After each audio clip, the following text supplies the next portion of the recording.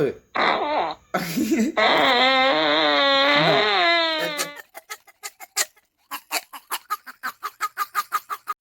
Hola, hola amigos del canal de YouTube. ¿Cómo están? Bueno, pues hoy les cuento y les traigo una aplicación súper genial de locura que tú puedes hacer tu propia locura. Nada menos y nada más que sonidos de pedos.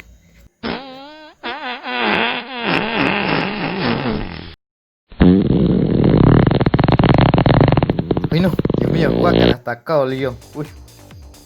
La nueva aplicación, damas y caballeros, tirar P2, broma de aplicación, sonido de P2.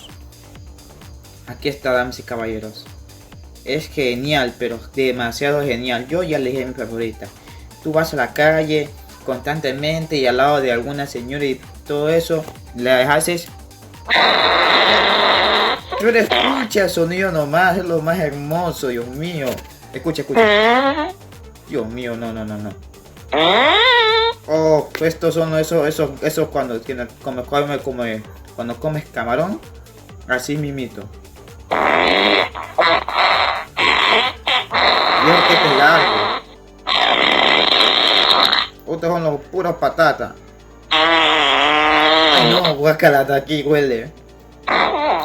No, este es genial.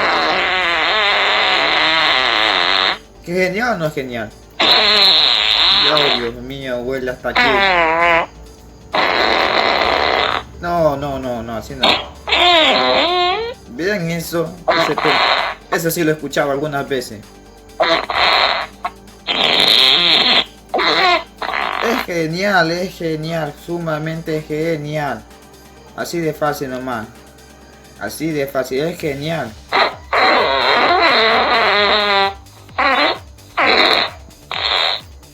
Sí, así nomás, es genial. Nos metemos y ya saben cómo son las cosas. Es de locura. Y si no te olvides de suscribirte a mi canal, dale en la campanita para que YouTube te notifique cada vez que subo un nuevo contenido a mi canal.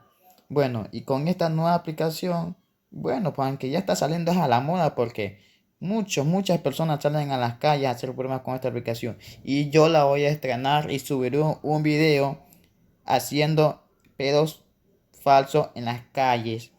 Y lo subiré a mi canal de YouTube. Así que no te lo puedes perder. Va a estar genial. Muchas gracias por todo.